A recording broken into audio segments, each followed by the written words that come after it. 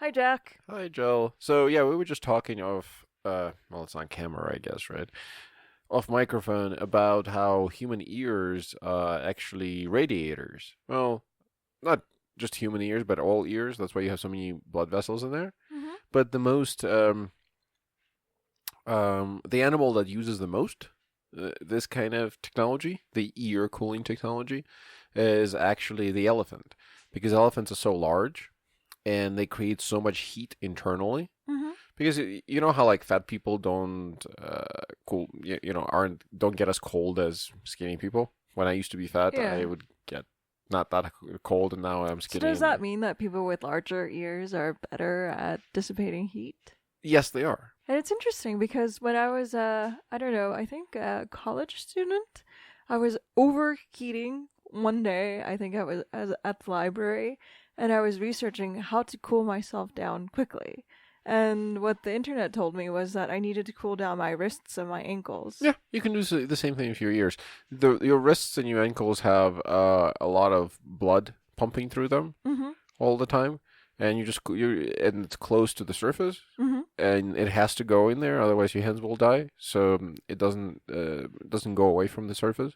So basically, what you're doing is you're cooling down your blood, and then it cools down the internal core temperature of your body. So, by cooling down the ears, what are you doing? You're cooling down the Blood, blood that yeah, because goes your to your blood. brain. Well, you cooling down blood that goes to just blood basically Okay. in your body. Okay. You're cooling down your core temperature because your ears actually have tremendous amounts of circulation through them. Mhm. And we were talking about, because when I was cutting my hair, I cut my ear a little bit and was bleeding quite a bit, Mhm. even though it was a very tiny cut. That's because your ears actually have tremendous amounts of blood flow to them. Interesting. Do you know if those people that go in like Antarctic or like really like icy voyages or adventures, do they suffer from frostbite on their ears? Well, they usually wear hats. Okay. I'm assuming. But yeah, fingers is what you usually suffer frostbite. I mean, ears too. All small appendages can suffer frostbite, but I haven't heard it for ears that much. The Hmm. ears have these big capillaries that go through them. It's usually the small capillaries that freeze up, and they don't actually freeze up. What happens is your body, when you get really cold, your body starts shutting down auxiliary systems like capillary systems and trying to pull away blood as far away from your extremities as possible, as much into your core as possible to maintain the heat, Mhm. right? But anyways, I was talking about elephants, and elephants have that problem because they live in a hot environment. They live in India and Africa and places like that. But on top of that, they're very large. Mhm. They're very large creatures. So I'm not talking about they're obese or something like that. They're just like very, very large creatures. Massive. They're just And really they build massive. up a lot of heat in their core Mhm.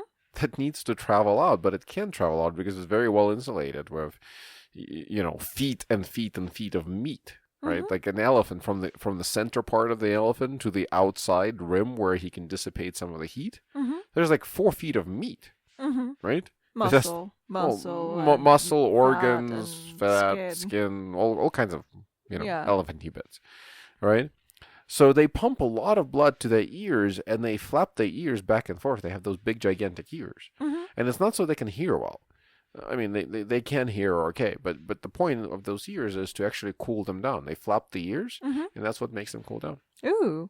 So that explains why the African elephants have the extra large ears, Yeah, or it's probably hotter than the Asian elephants that have slightly smaller ears or significantly smaller ears. maybe they just get more shade. Maybe. Because Asian elephants are mostly in like Live in the forest live in and the forest in India, right? yeah, in They're mostly. India and Southeast Asia, you know how they have elephant sanctuaries in Thailand. Oh yeah, that's true. That's true. So pretty much that entire like Pakistan probably too. Are there any elephants in Pakistan? I would imagine so, right? I thought Pakistan was on the west side, not the east side Yeah, that's true. But of so it's of, of dry like there. of the Indian subcontinent, So it's and dry it's there. dry there. Oh, Yeah, I see. Yeah, but I elephant. might be wrong. My geography might be off. Okay, so we don't know about where the elephants live, but we know that they flap their ears to cool themselves down. That's interesting. But today we were talking about you made notes about what we wanted to talk So if about. you cut the elephant's ears off, do you think they won't be able to survive? They will probably die from being overheated, yes. very frequently, unless they live in a frigid climate. Well, yeah, Yeah. obviously. Yeah. Anyways, today is December 17th. And we're doing yet another podcast, but you made a list of things you wanted to talk about. Yeah, the first thing I wanted to talk about was about that whole Pornhub controversy and how to make the porn business safer and less exploitative of people who make it and distribute it. And Well, why is it presumed that it's exploitative? Oh, and can you rotate your microphone so it's actually looking at you? Like this? Yes, much better. Okay. So there's a lot of people who don't like porn. But at the same time, you can make an argument for porn. A lot of people who depend on porn.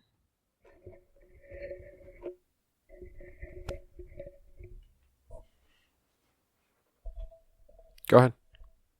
Was I making a lot of breathing sounds? No, it's just your microphone wasn't properly set up. Oh. Like it was just falling out of its cradle. I'm going to bring it closer to my mouth so I don't have to talk actually louder. And so I was saying about porn. I just wanted to discuss the porn industry. Well, it's kind of dying. I made a post about it the other week on social media. It is dying. I mean, Pornhub is largely responsible for killing off the porn industry in many different ways.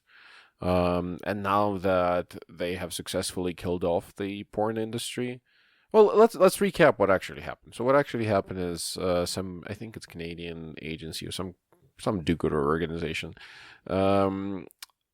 basically did some research and showed that they could find a bunch of child pornography on Pornhub. Mm-hmm.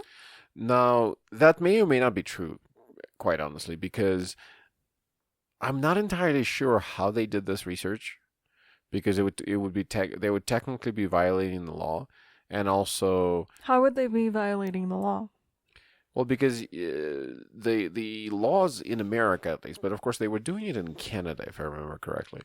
But in America at least, you're not allowed to possess or look at child pornography, even for purposes of research and for purposes of what do you call it?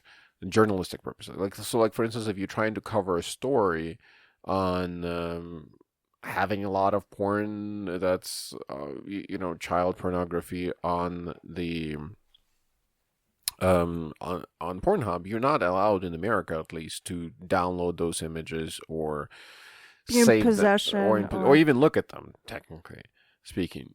Because there's a bunch of arcane technical reasons for why that is, but if you look at a website, and these laws are enforced. Yes, they are. So the website is well, yes, it can be, and journalists usually don't, like their legal organizations will not allow them to take those risks, which is really, really stupid. It's really detrimental to pretty much everything we're doing. But the way the laws are structured, if you go to a website and you actually look at it, in order to look at a website, it needs to download those images, and the text and the markup and all the other assets of the website to your computer in order to show them to you, and they're stored and cached on your computer. So that's technically stored on your computer. So as soon as you go to a website that has child pornography on it, now your computer has somewhere in the cache files of your web browser child pornography images stored on your computer, and as a result, it's it becomes quite a bit of a problem, because I mean, at one point you're trying to do good and do research and actually expose people who are exploiting children, for instance, but on the other hand, you're not allowed to actually look at the images that they're producing because of these laws. It's actually quite problematic even on in places like Facebook and Instagram and places like that, because they also need to filter out this child pornography content. but they're not allowed to store images, child pornography images, on their servers, right? What does that mean? Well, in order to think about it this way, how would you create an AI that could identify child porn? Mm-hmm. Well, how would you? You have to look at child porn yourself. Well, You get humans to look at images and distinguish whether that's child porn or not. Yeah, exactly. So in order to train an AI on any kind of image recognition, you need to show it a bunch of examples of what you are trying to train it to look for, right? Yeah. Obviously. So in this case, in order to train an AI on image recognition of child pornography, you need to train it on a bunch of images of child porn. Right. Which And then you have edge cases of like, what if you have like a naked toddler suckling on a goat's tit, and is that child porn or not? Right? It could be, but or could be not, right? Or could be just something completely random. But and those edge cases are not really like once we get to those edge cases, I think most of the problem will be solved. At that point, we're just kind of screwing around at the edges, right? Mm-hmm. So once we get to the point where the child porn you can find on the internet is just like these edgy cases, at that point we can be like, okay, well, most of it is solved. We're okay, but we're nowhere near there, right? Right. And so companies like Facebook, for instance, they're not allowed to create an AI that would very efficiently, very methodically just purge the internet of child porn, and they're not allowed based on our legislature. So I would imagine that this journalist or whoever was the reporter behind this New York Times article that went viral probably got some like teenagers to talk to him and say, look, there are some people making... No, they actually searched. No, they searched. They actually searched? Yeah, they searched the Pornhub, and they claimed that... I think maybe Canada has different laws. Maybe for journalistic purposes allowed. They searched and they claimed that they found a bunch of videos. They can't show the videos that they found for obvious reasons, because... Well, they can't.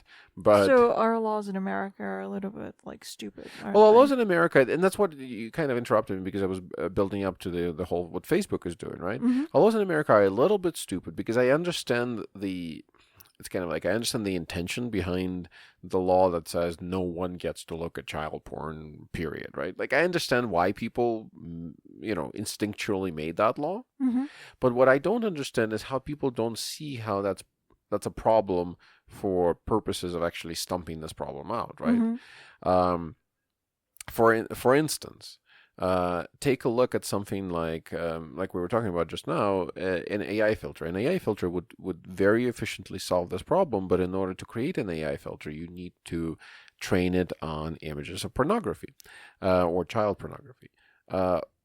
Facebook cannot do that. So instead, what they do is they create hashes of these images. So if one of their content moderators identifies an image as child pornography, and even there, it's like really sketchy. Like, are those content moderators now guilty of something? I mean, our laws, thankfully, are a little bit clearer on that in that regard. But so for content moderations, especially if you're not searching for it, it's just like an image that just pops up, and then you have to say okay or not okay. If it's not okay, why is it not okay? And they have like a bunch of criteria what that makes it not okay. If one of the criteria that they select is that it's child pornography, that image is instantly deleted. But before it's deleted, they create something called a hash map of it. And that's a really interesting idea that they kind of standardized throughout the industry. What's a hash map? So it's like a representation of that image, but without the image itself. So is it like little dots? Is it like a dot matrix? It's not a dot matrix. What it is, it's a mathematical calculation. So they do feature extraction from the image. Mm-hmm. and then after they do feature extraction, the feature extraction looks for things like distances between eyes in relationship to distances between nose, positions of arms. It's complicated. They basically use artificial intelligence and some. No, I'm sorry. There is no artificial intelligence. They just do feature extraction, and they extract a bunch of features out of this image, and they create a hash map. It's a numerical representation of this image. But the trick is that this numerical representation is unique to this image. By looking at this numerical representation, you will be able to recreate the essence of the image, but you won't be able to recreate the actual image. It's kind of like one-way encryption. That's the best way I can explain it. So they create thousands of these hash maps? Yeah, but they create millions actually of these. Which they use to train their AI, and then they use the hash maps to. They can't use it to train the AI because it's not an image. Okay. It's a hashed representation of an image, right? But it's a clever hashed representation of an image that allows you to find that. So basically, the way it works, I'm actually doing a shitty job explaining. Basically, they find a piece of porn, child porn. Okay. Let's say it's a picture. They take that picture, they create a hash map of that picture.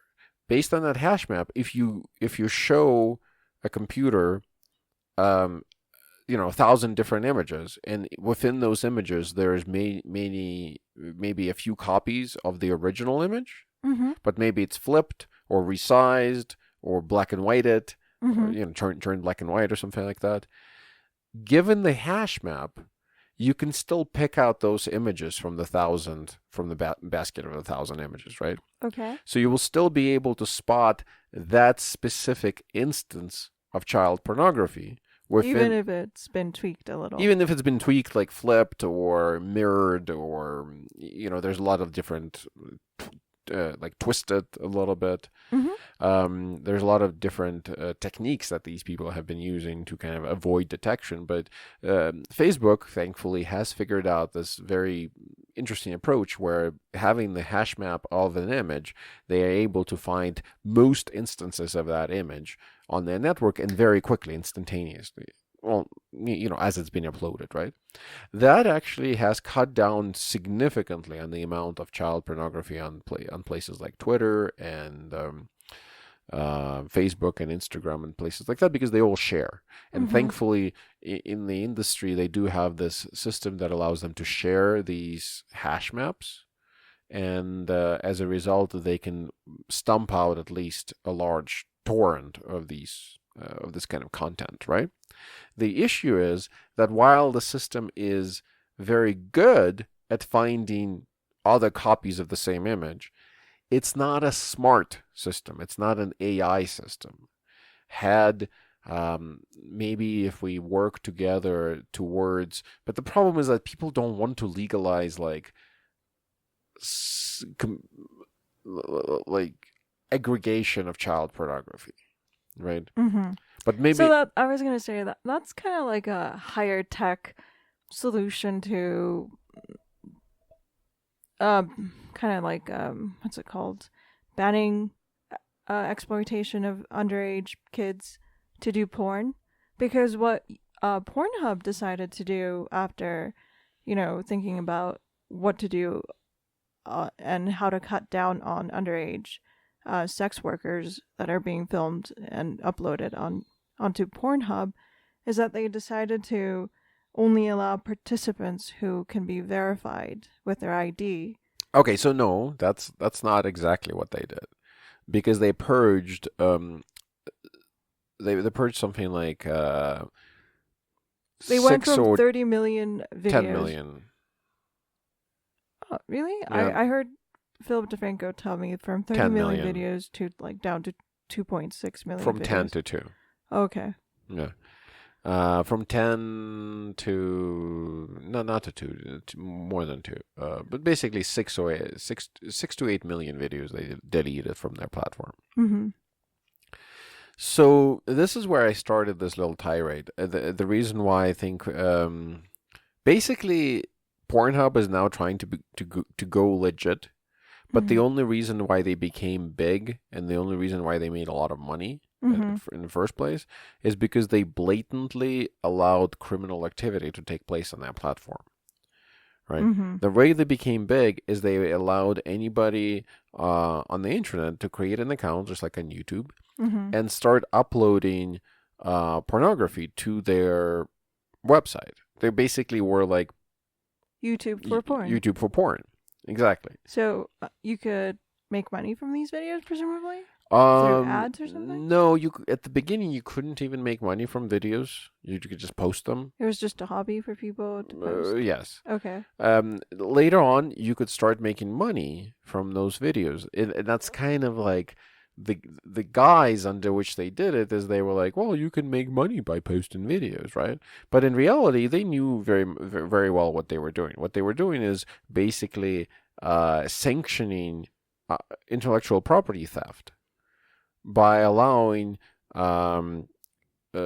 unfettered, uploads of protected copyrighted materials, copyrighted pornography materials, to their website.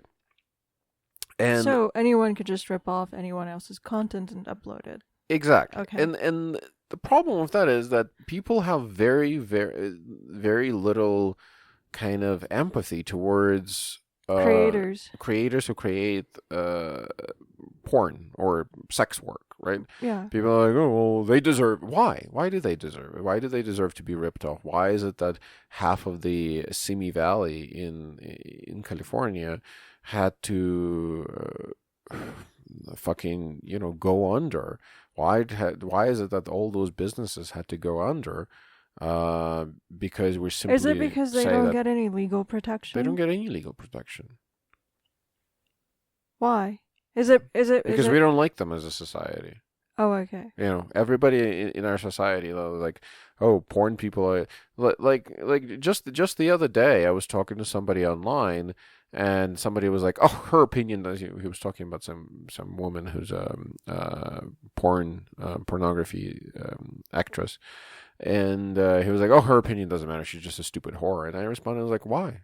Do you hate sex or do you hate capitalism? Which one of those two things do you dislike? Well, it's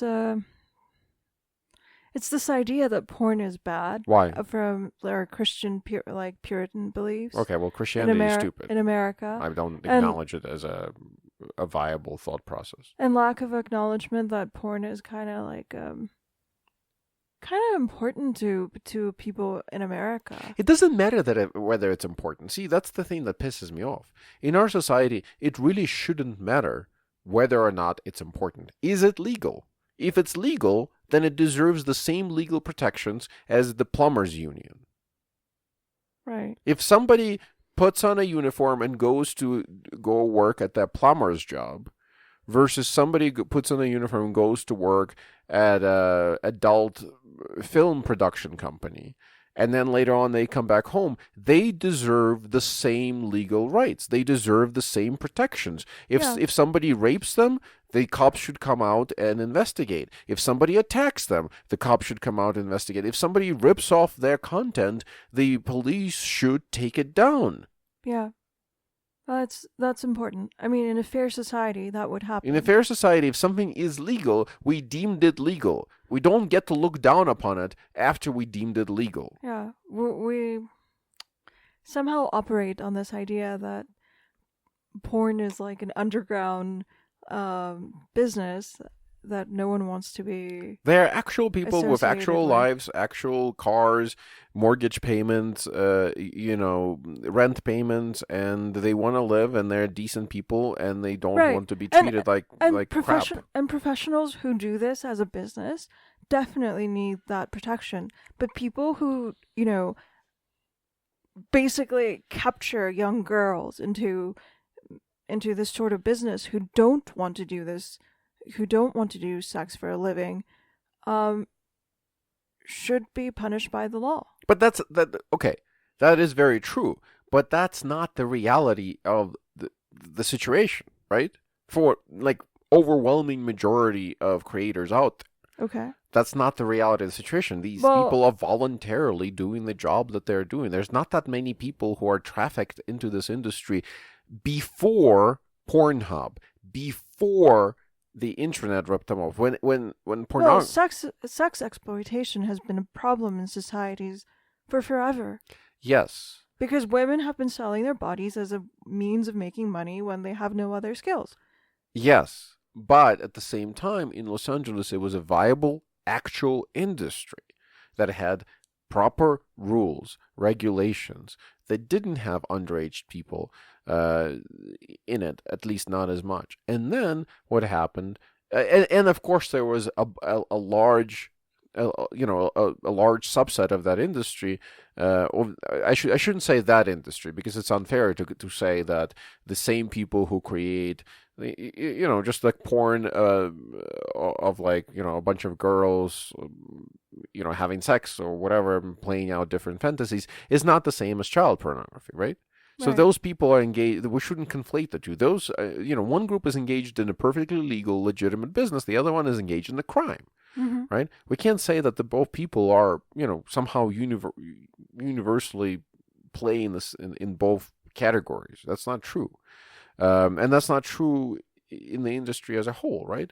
But the problem is that we kind of drove out all the legitimate people out of the industry. There's Pornhub in these big players, right? But Mm-hmm. the small time producers, like the legitimate ones, they're kind of gone.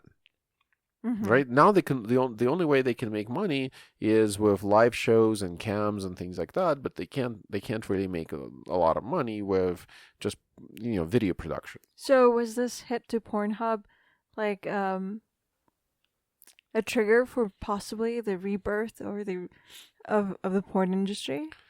Because Well, I think it will reborn, but see, that's exactly what Pornhub did. They deleted all the videos that were uploaded to their platform after they became like the de facto platform, Mm-hmm. right? They deleted all the videos that came from external sources. Mm-hmm. Why? Because they can't verify. They don't know who to blame if some illegal content is found amongst those millions of uploads, right? Mm-hmm. So they at first rose to prominence by banking on illegal uploads. Mm-hmm. When they got to prominence and when they became popular, after that, they were like, okay, fuck you. Now we're going to go our separate way. And it doesn't matter that now there is a bunch of people that maybe try to make a business on Pornhub, just like there's a bunch of YouTubers that post YouTube videos and they have Patreons and stuff like that. A bunch of Pornhub stars live stream on Pornhub or post videos on Pornhub and then get people to sign up to their OnlyFans page or like pay them money on Patreon or in other ways. Um, and there was a bunch of small time kind of stars on Pornhub who just got fucked over. And instead, now Pornhub only does businesses with large corporate porn producers. Mm. This is like 2020 basically has been the year of the death of small business, whether it's small restaurant business, whether it's a small, hotel business, whether it's, your little bakery, whether it's your coffee shop, whether it's your gym, or whether it's your small cam girl operation operating out of your bedroom. Now it's like, fuck you. You wanna show your tits on camera for money? You better be with some large company. Otherwise, we're not doing business with you. You want to bake your cookies and sell them to people? Fuck you. Sell them through Walmart. Sell them through Amazon. Can't do that? Fuck you then. Mm. 2020 is basically a year of enormous corporations taking a gigantic shit on every single small guy and girl out Business there, small creator business taking owner. a risk to start their Yep. own business. Large in But 2020, large wins, small losers. the Economist was saying that we've seen so many people suffer through with this COVID uh, epidemic, COVID-19 virus, that it's kind of similar to to 100 years ago when in 1914 we went to World War I. We fought the Great War, and then the Spanish flu came along and millions of people died. But then the 1920s came along and It was a period of rebirth and great joy and mirth. You know, we could possibly experience a great period of growth after this. We will After likely this do year. that on credit as the last hurrah for the American dollar, because the American dollar is dying right now. I mean, we see that. We see that in the fact. I mean, look at the fact that at the beginning of the year we purchased a van, a Sprinter van, that we are converting into something that we're going to travel in. Mm-hmm. And that van is now what, like $5,000 more expensive? Probably. Used vehicles. Well, not probably. We looked it up, but that's what it is, right? Mm-hmm. Used vehicles don't get more expensive in price usually. They usually Mm-hmm. get cheaper. Mm-hmm. It's now a year older. Well, not quite, but almost, right? Than we purchased it for. Yeah. And it's worth more. Yeah. We recently purchased a shipping container. Yep. And now we're trying to buy another shipping container. And the second shipping container is going to be probably $5,000. So it went $1,400 more. It went from 3,200 to what, 4,700? $4,700. Yeah. So. And that's for a single trip container, meaning that it's essentially new. We're using them for storage and such. In any case, and the containers that we're looking for are hard to find because they're a special kind of container. They're not the standard 20-foot container. But in any case, they went up in price significantly, right? That's because the dollar is diving. We just don't see it in the everyday prices because there's a lot of pressure on places like, Walmart. For the consumer price index to remain steady. Yeah. But consumer price index apart, if you want to do, industrial consumer index, or if you're A small time manufacturer index. Look Yeah. at the manufacturer index. Look at how the raw materials are fucking driving through the roof. Yeah. The ones that we actually using. There are some raw materials that are not doing so well, but that's because those factories are shut down at the moment. And prices of things like meat. Meat has gone up in Meat price has gone because up. of the supply chain. Yep. Getting fucked up with COVID. Well, I think the meat has gone up permanently because meat is also one of those things where it's tied into a lot of commodities that have gone up in price, like water and grass and feed for the cows and corn for the cows. Those little, again, on the industrial scale, people who work in purchasing departments in industrial warehouses, industrial factories and stuff like that, they see the inflation. It's going straight up. It's just we as consumers, we don't see it yet because there's a lot of effort made to keep it down. And if you're going to focus on electronics and like gas prices and stuff like that, you're obviously not going to see it. But one cannot live off electronics and televisions and appliances and whatnot. Well, with the electronics also, it's important to... We kind of always misjudge that because we think 5 years ago, a television was, let's say a 4K, I don't know, 50-inch television was $1,000, and now you can get one for $400, right? And you look at it and you're like, see, money is actually, it's appreciating. I can get more for my dollars nowadays than I did before. And that's not really true. You're not actually getting, just because you're getting something that's more technologically sophisticated, something that was technologically sophisticated 5 years ago and as a result was expensive, and now it's no longer technologically sophisticated because we moved on to other more technologically sophisticated things. Mm-hmm. So now the thing that you could have 5 years ago, now you can have it for a lot cheaper. It's not because the dollar has gone up. It's not because you actually have more purchasing power. You still have just as much purchasing power. It's just the thing that was very expensive back then is now just cheaper because it's more easy to make. We learned how to make it easier. And also because its lifespan may be smaller than it used to in the past. Yeah, that is true. That is true. We actually, in our bedroom, we have a 32-inch television. And before that, we also had a 32-inch television. The 32-inch television that we had in our bedroom before we moved into this house, the television was already there. Broke after 3 years, or to 2 years. 2 years, 1 to 2 years. Yeah, the television that we have in a wall right now is the television that I actually got right before I went to college. And no, I'm sorry, right before I went to law school or college. I don't remember. But in any case, it was way. At this point right now, I want to say it's 17 years old. Mm-hmm. It's still going. Things back in the day were made to last. I forget what. You noticed it in something else just recently, where they've changed the design and it became cheaper.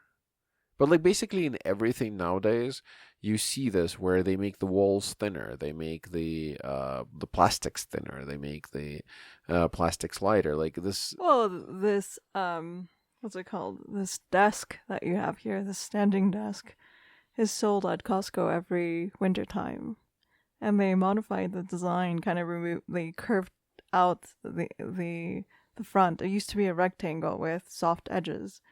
Now it's a like kind of half moon area. There has a half moon area in the front, and they got rid of one of the programmable memory buttons. They replaced it with a timer for some reason. Yeah, and they gave it. No, they definitely made that. I don't know if they made it cheaper necessarily to manufacture. They made it not as good, in my opinion. I know, but whatever. But in any case, let's come back to the Pornhub situation now. So how can we make the internet safer, and how can we get rid of child pornography?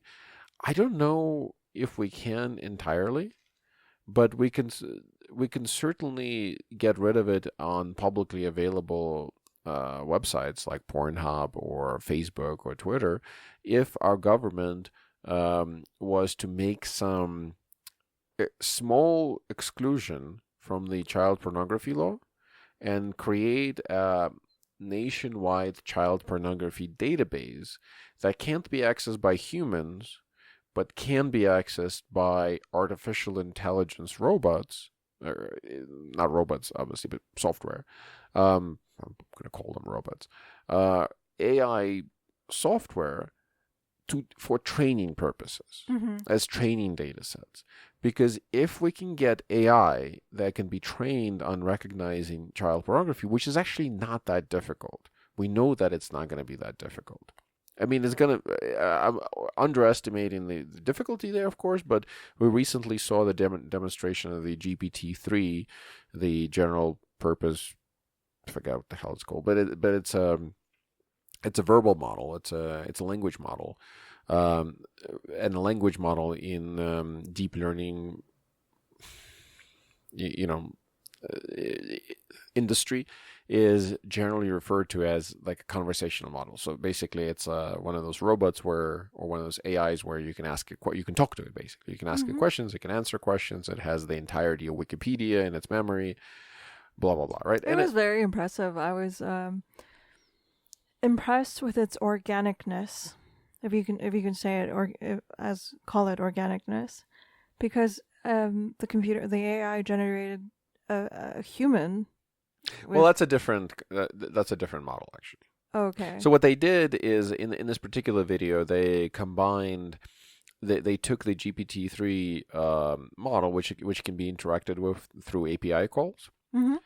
And they had the host of this show talk to it, and then by talk to it I mean chat.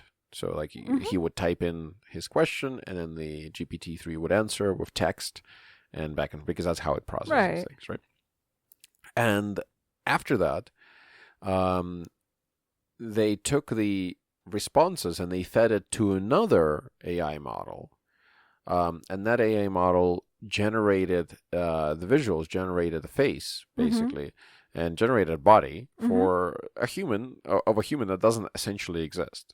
It looks like an actor reading. It looks like as if it was an actor reading from a teleprompter, perhaps, the answers of this GPT-3. But in reality, it's entirely AI-generated human that looks exactly like an actor. Like it doesn't look CGI. It just looks real. Yeah. Right. And because he has all these imperfections and bumps in his face, it's not all smooth. It's not rendered. It's actually drawn almost like, right? And that gave it a certain realism. But a model that sophisticated, right? Can you train that model to recognize child pornography 99.9% of the time? Probably. Probably at least 99% of the Yeah. time. And that would be a huge improvement to what we have now, right? So if we want to solve that problem, if we want to really solve that problem, that is the solution. It's a very politically unpopular solution because whichever side is going to propose it, the other side is going to be like, look at them, they're just child porn. They want to create a database, a library of child porn. But because whichever side it's going to be, it could be Democrats, it could be Republicans, it doesn't matter. We are at this point in our fucking political situation where nobody is interested in actually having, I don't know, good solutions to actual problems. Everybody's interested in just It's funny, Jack. politics. I like your solution. It's far better than my solution because I was sitting there and thinking about, oh, what can we do? And my solution was like, oh, I got it. We can make all porn illegal except for those made by bots. And you can also enjoy drawn, hand-drawn, and written porn. Because, why use humans at all? Humans are not necessary. Well, that may be true, and I think that's where it's headed, actually. And that actually asks some really, really interesting philosophical questions, right? Which are probably more interesting than like what to practically do with child pornography, right? Because what should we practically do with child pornography? We should train AI bots that will eliminate it. Yeah, and crack down on people who are making it and distributing it. And crack down on people who are making and distributing it, of course. But see, the thing is, cracking down on people who are making and distributing it, it's not like they're not trying. Because of these laws, even police departments are prohibited from looking at child pornography. I'm not saying that there is a bunch of cops there who are like super eager for this, right? But if you're doing an investigation, a lot of the times they're just hampered because they can't like search for it. They can't. It's difficult for them to present evidence. The legal aspects of prosecuting a child pornography case are really, really difficult. You can't even show the pictures in the court. You can't say, hey, we want to put this bastard in prison because he made these images with this child. You can't do that. It's really complicated. Mm-hmm. I mean, you can, but then they do go to jail, of course. But I think you're failing to address the bigger issue. The bigger issue is that there is a demand for child porn. Well, that's the more interesting question. So the more interesting question is, what happens, for instance, 10 years from now?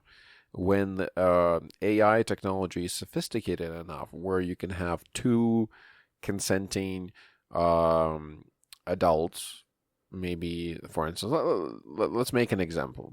It's a disturbing example, but whatever. You have two consenting adults have sex on camera, right? They're like in their 20s or 30s or something like that, right?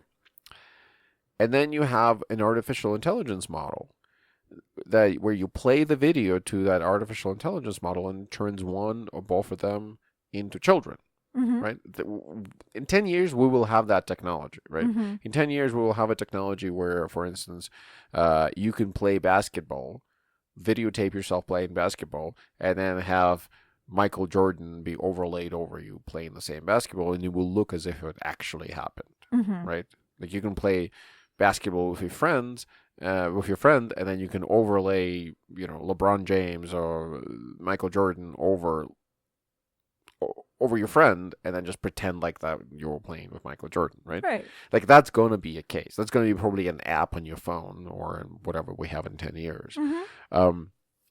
10 to 15 so years. Just like we had Photoshop for the last, 20, 30 years, we're going to have Photoshop for video. Yeah, it's going to be Photoshop for video, and it's going to be the kind of Photoshop for video where it's not even going to be Photoshop for video, because in order to use Photoshop, you need to actually, learn how to use it. It's not a trivial software package to master, right? Right. You can learn how to use Photoshop in about 20 minutes, but to master it, it will take a long time, right?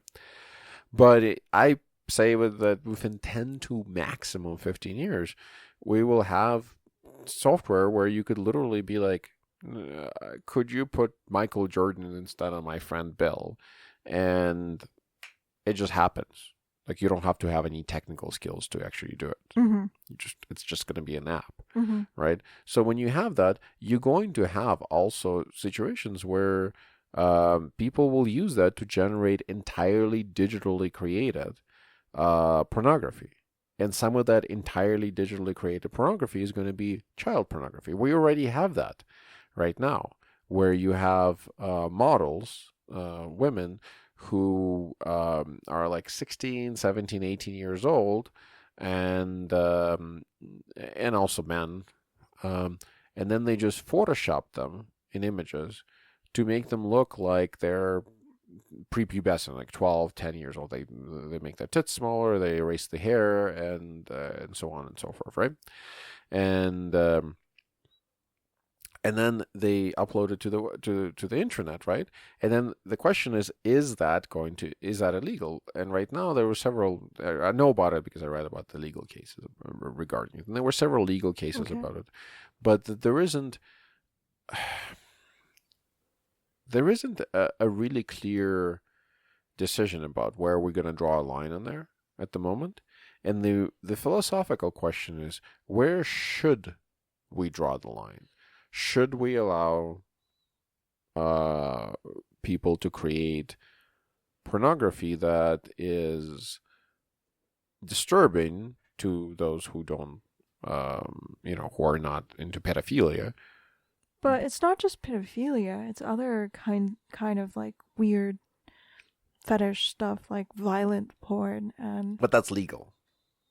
I understand, but pedophilia is not legal. But when it becomes like, when it becomes just over the top, you know. But that's still legal though. Like today, okay. you can, because a lot of this like fake. Domestic violence. Oh, okay. Yeah, it's just actors. Okay.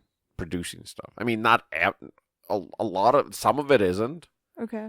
Most of it is fake and scripted. Mm-hmm. A lot of it isn't. But those are crimes again that you need to shut down. But then again, so the question becomes, what happens when that is ubiquitous and it's entirely generated by computers? So then we have to ask ourselves, do we not like pedophilia because it harms children? Well, obviously that's the main reason, right? We don't like pedophilia because it harms children, right? Yeah. So what happens when you can produce pedophilic porn that targets pedophiles, that does not harm children? Because there is no children involved in making of it at all. Like none. Right. Or when you can make like you're not using lots of porn that's like rape porn. But but you're not actually raping anybody. Yeah, because it's all artificial intelligence. Yeah. So like, what happens when that becomes the norm? You can also imagine that we're not too far away. We're like maybe 10, 15, 20 years away from. I would say probably 20 years, closer than 10, from this kind of technology being available to everyday people who are not particularly computer sophisticated, right? So I imagine in 15 years, we would have software packages that would allow me, like I said, to take a video with, somebody having like a man and a woman having sex, and then convert that video to where one or both of them are transposed into children, essentially, right? By an AI, right? 15 years from now, I imagine that's going to be quite trivial for like a technical person or a TV producer. But 20 years from now, that's probably going to be trivial for like anyone.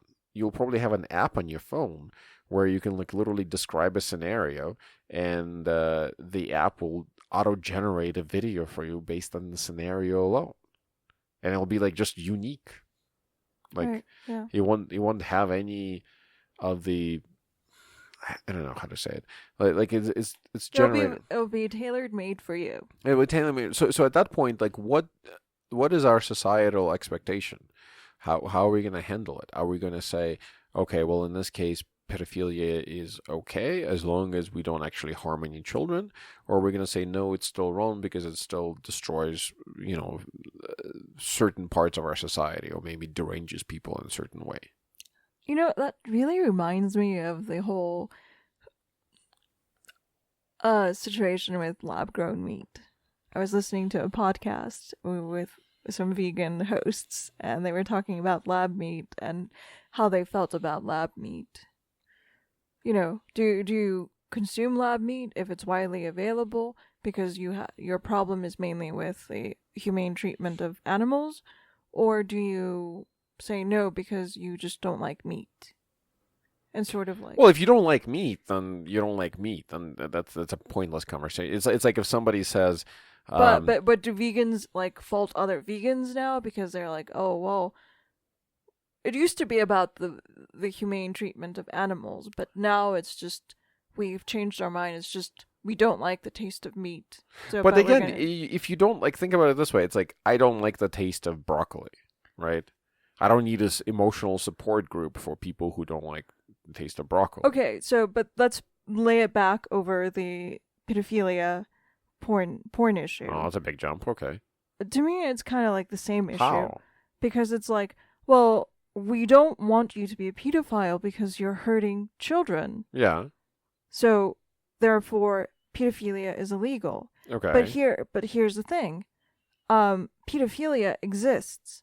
Now that when technology allows you to have pedophilia as a thing that is easily accessible and it's not harming anyone, is it okay? Is it ethically okay? Well, yeah, that's the argument I was having, but I think there's a little bit of daylight there. Like, there's a little bit of difference between.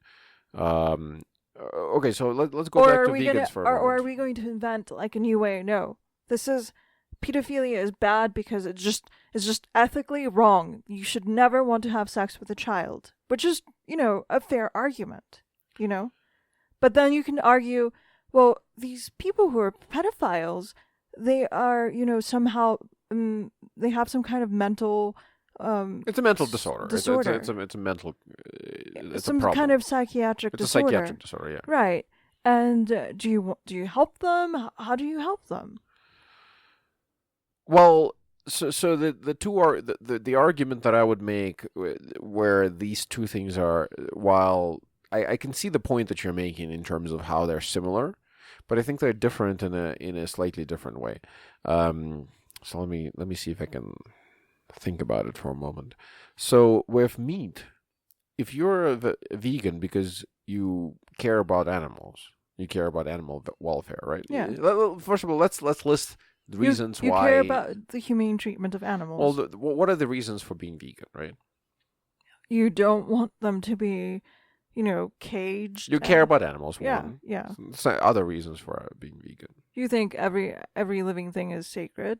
That's still caring for animals. So one, you care for animals. What other ones? You want to be healthy. You want to be healthy. That's two. And you think that not eating meat is healthier. What else? Well, the question is, what about social standing? A lot of people become vegan simply because it's popular to be vegan. Okay, got it. Yeah, you want to fit in with a certain group. A certain group of people, yeah. So you can be vegan for one of those three main reasons. Those are the main reasons. You care about the animals, you think it's healthier for you, and you want to fit in with a group of people. Yeah, that's important to you. Yeah. So in that case, you can say that reason number one is a logical reason. Reason number two is a logical reason that lacks a significant amount of scientific backing. Mm-hmm. There's no significant amount of scientific backing that says eating meat is bad. In fact, there's some that says otherwise, and the studies that were earlier that said that eating meat is bad they were kind of shitty studies, to be honest, with a lot of selection bias. So you mean to tell me that the Loma Linda Seventh-day Adventists or whatever who are vegetarian or vegan? Or... Yeah, those people also don't drink, don't smoke, and don't do anything fun. So yeah, they live a lot longer. There's a difference in lifestyles in addition that goes along with a difference in food choices. Yeah. So. But anyway, right. so let's it's ignore confirmation bias. Yeah, okay. But anyways, a reasonable person can believe that eating meat is bad for them. For some people, it is. Yeah. So that's fine. And then the third reason is more of a religion. You just want to fit in with other people, so you believe nonsense no matter what. Right? It's an identity thing. Yeah, and I don't mean to say that being vegan is nonsense. What I'm saying is, no matter what, you just believe in nonsense because that's your identity, right? Yeah, yeah.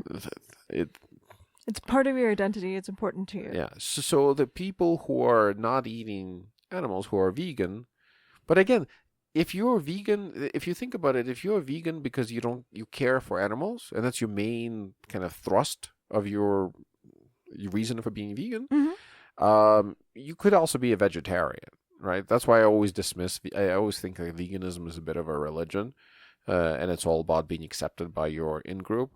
Because I feel like the people who really care about animals, they just become vegetarians, or they go hunting, or right. Like because vegans take everything as an exploitation of animals. Like you say, honey is an exploitation of animals. Eggs are an exploitation of, of hens. But in any case, maybe which could easily be the case. So I actually think stealing honey from honeybees is a little bit exploitative. Well, but they're bastards. Bees are. They bite you and they bastards. And by the way, this whole, I'm sure there's going to be a bunch of fucking people in the comments saying, but the bees, they're so important for pollinate. No, they're not. They're actually not important to pollinate. Bees suck at pollinate. There's a lot of other creatures. There's a lot of flies and other things that can pollinate way better than bees. And bees are actually kind of predatory. It's not natural to have that many bees. So this whole colony collapse thing that's happening and bees are dying out. And when people were saying, oh my God, colony collapse, the bees are dying out, we will all starve because there'll be nobody to pollinate our food. Yeah, the other creatures come in and pollinate just fine. So it's a bit of a bullshit argument. And in China, they don't even have any bees. They just have a bunch of Chinese people with little brushes pollinating shit, and it works even better. You have some strong thoughts about that. I don't like it when people make claims that are not substantiated, but they make them because they're like emotional claims. So when people say, "Oh, the bees are dying out," I'm like, okay, well, I care a little bit about the fact that bees are dying out. I like honey occasionally, right? But then people say, "Oh, we're all going to die because there's no other way to pollinate," and I'm like, no, but then you lose me completely because you just lied. Like I know you lied because I understand how pollination works, and I looked into it, and I know that there are other countries that don't even use bees to pollinate, and they work fine anyway. There's some kind of beetle that does pollination here in America that's dying out because we introduced so many fucking bees.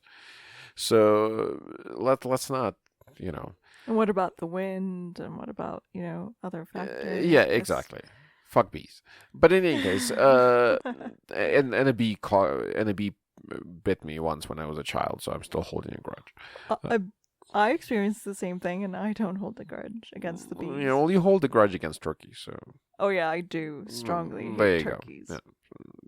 But don't like the way they taste. But let's go back to people who don't eat animals for reasons of caring for those animals. As soon as we have lab-grown meat, obviously those people will be like, well, might as well eat meat now, right? Because they have no religious kind of belief in not eating meat. Right, They're just doing it because they think it's ethically a good thing to do. Right. The second group of people who say, well, it's unhealthy for me to eat meat, right?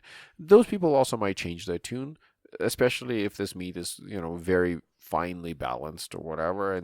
Or they might express concerns like you did.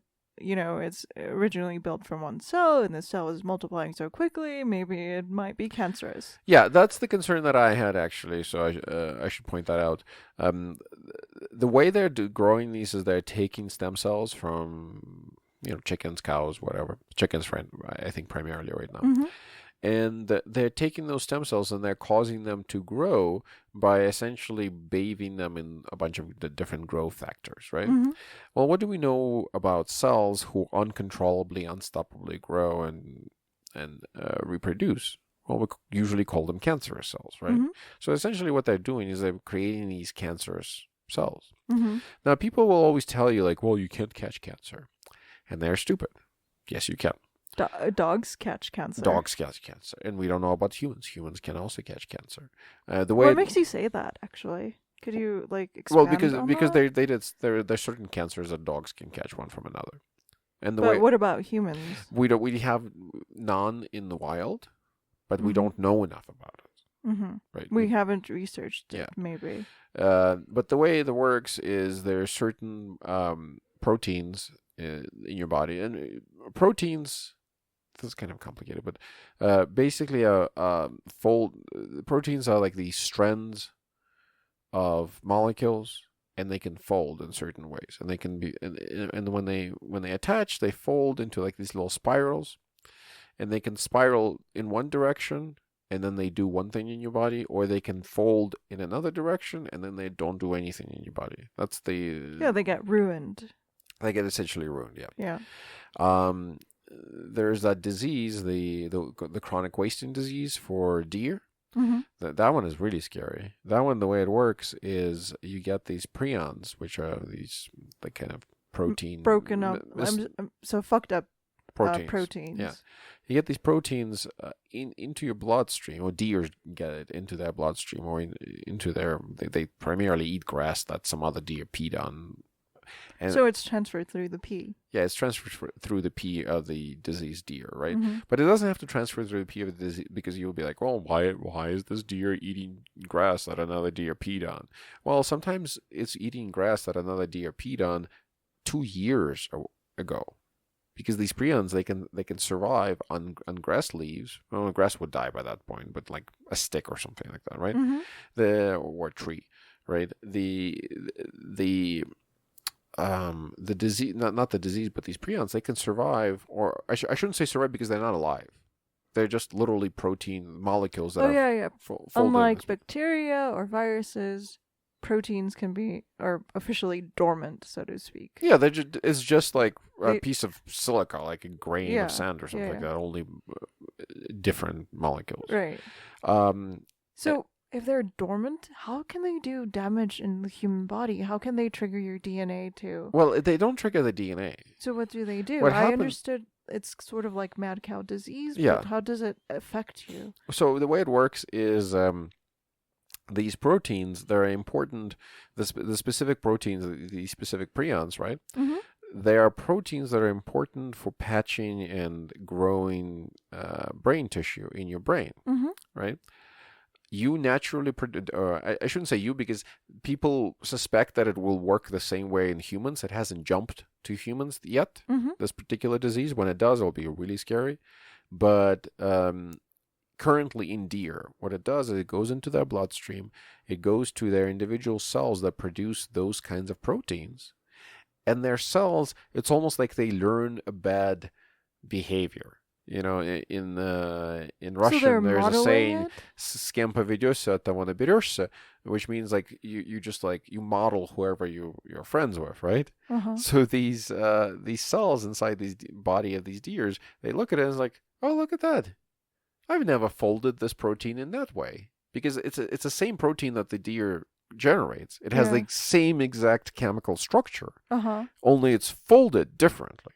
So it's monkey see, monkey do? Yeah. So it's literally the cell looks at it and it's like, well, I mean, it doesn't think to itself, but it's like, oh, I'm going to copy that. And it just like starts folding its own proteins that the deer generates for its own use in the same fucked up way. Oh. And the only difference is the immune system doesn't pick this up because it still has the same chemical signature. Right. And it doesn't do anything in the body. It doesn't actually attack your body in any way. But it fails to do the job that protein is supposed to do. Which is the worst, actually. Yeah. Because we have no medicine for that sort of thing. There's no way. We can't eliminate that protein because we can't target it. Because again, if you target it, you are also targeting all the healthy proteins because they have the same exact chemical structure. There's no solution because it's just the folding of the protein. And for that, you can't even determine that in the solution, right? Like there's no way to isolate these things. I forget how they test. So maybe in the golden age of biology, which we're living, and I actually heard the BBC the other day say that there were some scientists that figured out how proteins fold, because how proteins fold and which direction they fold is a great mystery covered in jam in modern day science. Well, how they fold, I think we know which direction. Like we know a lot about how they fold the proteins. I don't think we know the exact machinery behind it. Maybe I should look a little closer into that. But in any story. case, so we were talking about though these proteins because we jumped from that from Lab grown meat. lab grown meat, right? So with lab grown meat, we don't know what we don't and cancer, right? So with cancer, you have all these unstoppable growth factors, and some of the theories behind cancer are that there's a the breakdown in the way your cells regulate growth. Well, that is the main theory of cancer, right? So Right. your cell. But in cancer, we also, I'm sorry to interrupt Mm-hmm, you, we have benign and malignant growths. mm-hmm. You know, what's what? I have a benign growth of bone tissue. So benign growth is when usually it's judged by aggressiveness, how aggressively it's growing, Mm-hmm. and whether or not it's likely to cause any harm to you. Because most cancers they don't actually cause any particular harm to you, practically speaking, other than just like blocking a certain portion, like it makes your organs malfunction, right? So Yeah. so And by the way, we have cancerous growths all the time in our body, yeah, but our immune system kind of sweeps it up yeah. within some time. Well, and the way that work, and the reason why, so your immune system is designed to detect and kill any cell in your organism that is, not behaving the way it's supposed to behave, essentially, right? Mm-hmm. But it has to behave crazy enough for the immune system to be like, yep, that's crazy. Like Yeah, we need to get rid of it. and that causes inflammation. And yeah, but you need to actually get to that stage. The cancers that people die from are the cancers that they're they're growing, like the cells are dividing like crazy, but for all other intents and purposes, they're still doing the regular cell thing. They still have normal, smooth, cell covering. They're not emitting any kind of crazy messenger molecules out. So it just looks like something that's growing really fast, but it doesn't seem like it's doing anything quote unquote illegal. So your body just ignores it. Mm-hmm. And that's a failure of the immune system. This is why most of the kind of recent cancer treating drugs are mostly concentrating on targeting cancer cells and marking them. We don't even need to kill them. We just mark them in such a way that the immune system comes in and actually kills them. Mm-hmm. The chemotherapy, when people hear like chemotherapy drugs, what those drugs do is they basically interfere with your cellular division process. They basically stop your cells from dividing in the entirety of your body. Right. Mm-hmm. This is why people who are in chemotherapy, their hair falls out, they get this nausea in your stomach. The reason that is happening is because literally you're just stop growing, because you replace your hair follicles. Well, your hair follicles keep growing, so those cells keep dividing and growing in your hair. Your stomach lining gets replaced all the time, very very quickly. Within weeks you have all new lining because it constantly regrows. Right? When you take in chemotherapy drugs, all of that growth stops. Right? But the reason why they work is because cancer cells, they cannot go into starvation mode. So human body can go into starvation mode when you can't divide anymore. Right. The cells they lock down basically. Each individual cell locks down, starts ossifying a little bit, and says like, okay, I'm just going to take it easy. I'm going into starvation mode. I'm not manufacturing any more internal cell machinery. I am not growing anymore. Now I'm in holding pattern. I'm in the survival mode right now, right? Right. The cancerous cells don't go into survival mode. The reason why they're cancerous is because they entirely skip the hang around and do nothing mode, and they just like basically think about it this way. In case anybody is interested in how cancer works, think about it as a human, right? A cell is like a human who is born, then they learn and develop. Then they live most of their productive life from like the age of, let's say, 20 to the age of 60 or 70, essentially just doing some kind of work, being part of the society, so to speak, right? Okay. And then they just die off. Okay. After 60, they retire and then die off, right? So the cell's development is the same thing. It gets divided, it gets split, so it's a brand new, newborn cell. It builds up and becomes larger and bigger to it reaches a certain size, becomes 20 years old, graduates from college, and then after that, it just does its thing. So if it's a pancreas cell, it does pancreas things. If it's a skin cell, it does skin things for the majority of its life, right? Mm-hmm. And then at the age of 60 or so, when it's time to retire, it's like, time to retire. Okay, I'm going to divide now, and create a new, two new versions of my cells to replicate, right? Mm-hmm.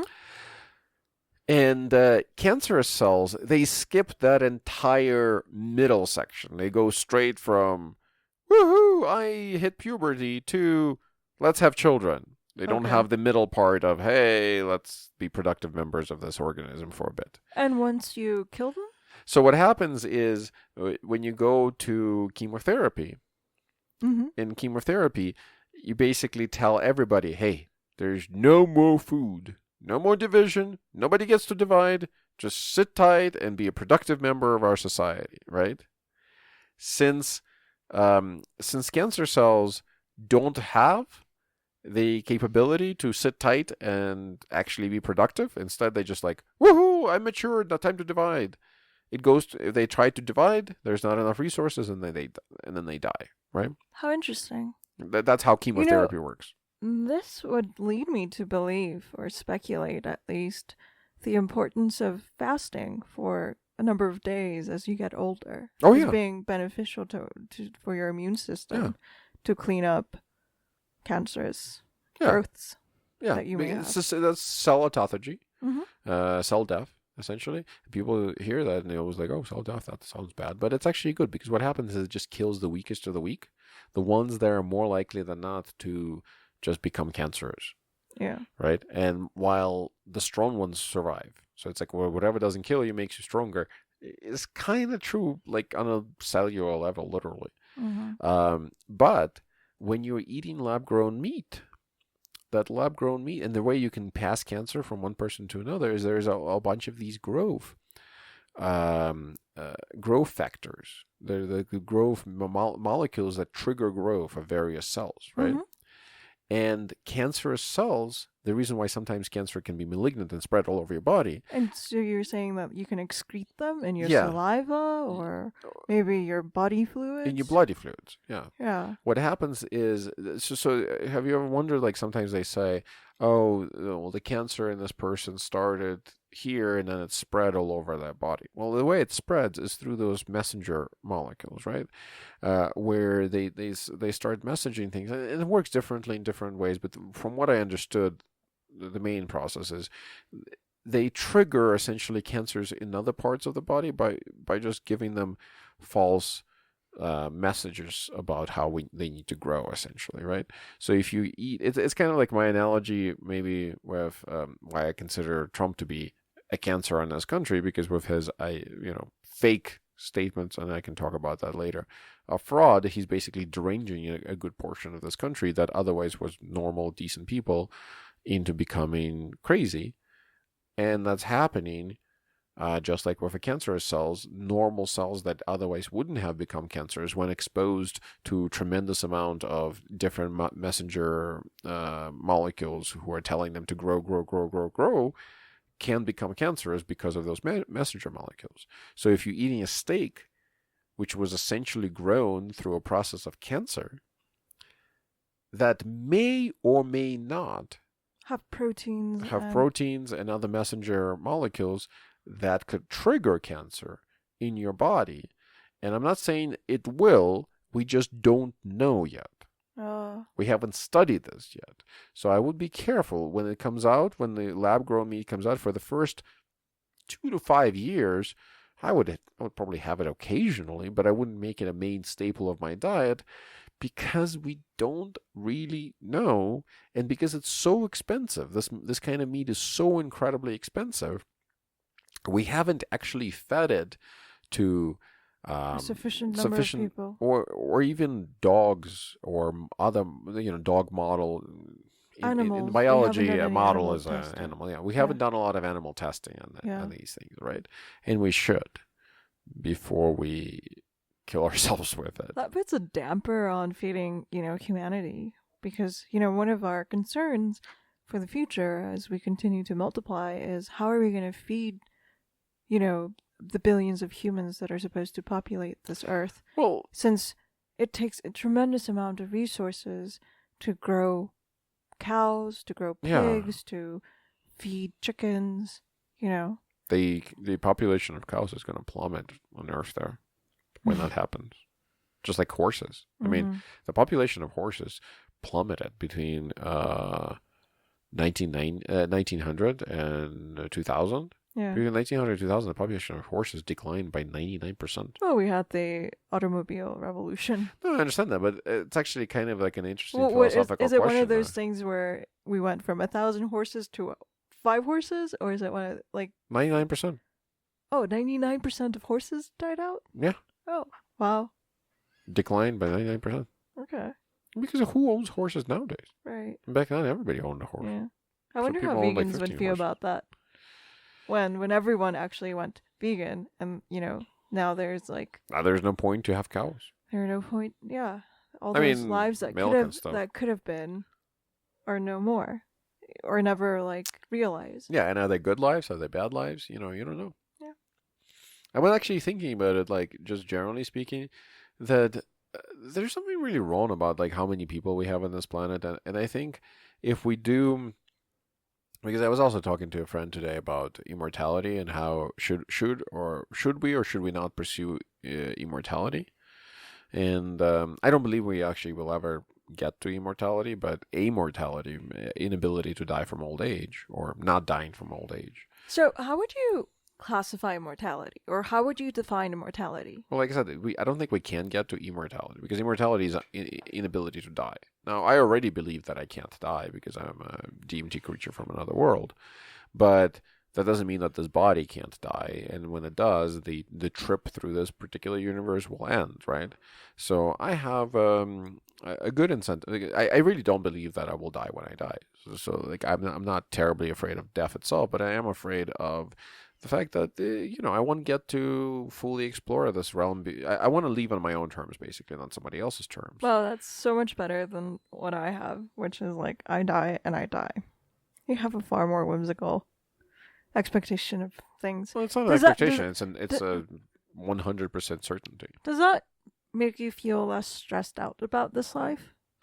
No, because not necessarily, or at least I haven't reached that point. Because there's a lot of things that I want to achieve in this life that I haven't, and I'm pressured by time because at some point I will die from old age, and I may not achieve all the things that I wanted to achieve in this life.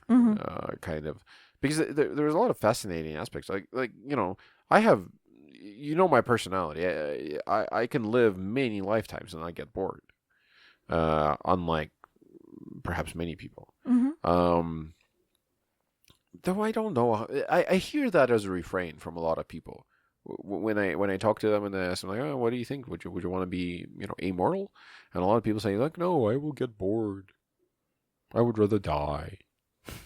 And I'm like, well, being immortal, being unable to die, could be quite scary. It could be quite legitimately scary to be unable to die. Hasn't Hollywood explored this topic? Like in the Groundhog Day?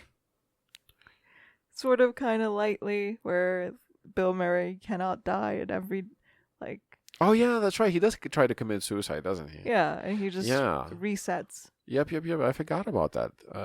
Yeah, we should rewatch that movie one day. But that's true. But that's a prison. You would be in a prison, basically, if you cannot die. If your existence has to continue and you are in pain, I mean that's kind of terrible, right? Yeah. So, by the way, this is one of the tricks to torturing your enemies. When you defeat them, you make them live and live with their consequences. Oh, And well, I I mean, you guess. cripple them so much that you don't think they're a threat anymore. Well, But then you still keep them alive. I don't think I hate people that much. I've never hated anybody. I've hated many people enough to want to kill them. I haven't hated anybody enough to want to not kill them, but instead make them live forever and suffer. No, when I hate people, I usually hate people just because I think that they are detrimental to this existence, and I wish them not to be in this existence. I wish them to be they can go and play in some other realm, but this realm, they're fucking up, and I don't want them to exist in it. Thanks for making me look like a very cruel person. Why? Just Well, because, you didn't say that because you I have have a desire to do that. You just pointed out that that's one option. I agree. That's that's definitely one an of option. the ultimate torture devices. But yeah, so let's go back though to immortality. I started talking. Why did I start talking about it? You said you were talking to your friend about it. Oh We yeah. were talking about cancer prior to that, Mm-hmm. weren't we? In lab grown meat. Yeah. And I think after lab grown meat, we jumped to like living a long time. Why you would want to live a long time? yeah, why would you want to live a long time in immortality? And I'm not sure how Immortality. How we made the leap from cancer to or lab grown meat to immortality and immortality. Well, but in any case, with immortality, I was just saying how I think there's a lot of benefits to it, but then there's a lot of drawbacks to it as well, right? So the drawbacks are like, will it cause ossification of our entire culture? For instance, because we know that Max Planck quote about how the quote is actually far more complicated, but the idea is that the science progresses one funeral at a time, meaning that it's not so much that uh, old ideas are replaced with new, better ideas. It's more like people who proposed old ideas die, and people who propose new ideas now get a little bit more room to explore their ideas, right? Right. And that's how we progress in science. And that's true everywhere. It's how we progress in politics. It's how we progress in technology. Essentially, people, right now we're reading those books, that book by Ray Ray Dalio. Dalio. And you notice how he always says that, the crash, the boom and the bust cycle, the mega boom and the mega bust cycle in different countries, and he tracks them down to like 2,000 years. They always happen on this 70 to 100-year cycle, right? So anywhere between 70 to 100 years, like clockwork, we're like boom, boom, boom. We have these busts and civilizational busts, right? And I think that has to do essentially with human lifespan. That it's very interesting how it tracks so closely to a lengthy human lifespan, right? And I think it takes two human lifespans to carry in the bubble, right? The bust cycle of the. So how can I? That kind of reminds me of how a lot of the lawmakers in Washington right now are about like 70, 80 years old. Mm-hmm. And how they probably picked up their values and morals and ethics from, 30 to 40 years ago. No. No. Go back. Most of them are 70, 80 years, right? Old. Their value system was formed when they were teenagers, right? From their parents. Yeah. And I think that's the part that's where we get the 70 to 100-year cycle, I think. What happens is one group of people starts a civilization, gets the ball rolling. In our case, it would be people in the 30s and the 40s and the 50s got the ball rolling. Then they raise up and bring up. The people in the 20s planted all the ideas. No, and then but then there was a crash. There was a crash. Before the New World Order, before the American World Order, there was a crash. Right. Then there was World War II. Yeah. And then after World War II, we had the New World Order, right? That New World Order was built by the people who were, in charge in the 20s and the 30s and the 40s and the 50s, right? So that's one generation. Most of that was the silent generation, right? Like the people after the crash, but before the war, carried out a lot of the kind of basically set up America's ideal, right? Then their children the baby boom generation, right, picked up all those values, and they set those values in stone. That's a theory, by the way. Like, anybody's listening, so don't take me on my word in this particular case. I really want to specify when I'm talking out of my ass, presenting a theory versus, or hypothesis in this case, versus like actually saying something I know. But in my theory is, or my hypothesis is that then they educated their children and kind of instilled those values in them, and children pick up those kinds of things. Mm-hmm. And what happens is their mind becomes kind of calcified with this idea that this is the way to do it, right? This is the America that we want to pursue, Right. because it's been successful. Because people are not very good about thinking through their positions and ideas. People are just more like, well, did this make me happier? Okay, let's just keep doing that. It's kind of like that. I disagree. Maybe because I have this issue myself. I just have to see it. Like, I have to see it, how it worked. Like, I cannot imagine it, but if I see it play out, Yeah, I but know but the problem is I that don't want that, or I want that. but the problem is that once you see something play out, just like a mutual friend who we do contracting for on occasion, I see that in you. I see it in many people. You have a tendency to just say, "Well, that worked once. Let's try to now map every single other instance, every single other problem that we have, map it to that solution." Right? Okay. It's like, woohoo! I found a hammer, and it's great at hammering in nails. What else can we use the hammer for? Gotcha. It's like that type of thing, right? Oh, so you're saying that the lawmakers in Washington, Congress, Senate, Their minds are calcified with the ideas that they picked up as the children. one hammer. Yep. And they want to fix all issues with that one hammer. Yeah. Okay. And the hammers that they have is capitalism and free markets And debt. and financing. financing. Growth with debt. Yeah. And then a lot of times people realize that, oh, this is like, it's like people who like, start smacking something with a wrench, and then like in the back of their mind, they're like, we know this is not the solution, but we're just gonna jury rig it, make sure to half-ass it to make sure that we get it done, and exactly, just forget about it. Exactly. So until I think it all comes falling and down. then they so basically it starts out. So let's rethink about it, because again it's a hypothesis here. I feel like the reason why we get these boom and then bust cycles is because a generation of people comes in, they figure something out, something small, important. Maybe not the whole picture, but they figured something out, right? Maybe it's like they came in, they planted some crops. Those crops actually really worked out, right? And then made the tribe prosperous. Let's scale it back to a small example, right? Then their children see, get to experience like, oh, life kind of sucks, and then my parents did this, and then now life is better, and their mind becomes really, really kind of locked into this idea that, okay, this is how you solve a problem, right? Mm-hmm. And then, so that's like 30 years into the bubble, into the dead bubble that Ray describes. Then they kind of turn it into a religion. You know how I always say that the only way to control people is through a religion? Mm-hmm. I'm kind of convinced of that. They kind of turn it into a religion, to where the capitalism or market economics or you name it, whatever it might be, it just becomes communism. It becomes a religion. Right. So because communism fell about the same. So any really great idea becomes a religion. Yeah. Yeah. That proved to do something useful at some point. And the reason it becomes a religion is because there is a group of people who understand the reasons behind why something was done. Mm-hmm. And then there's a group of people, and that's a very small, tiny, tiny group of people.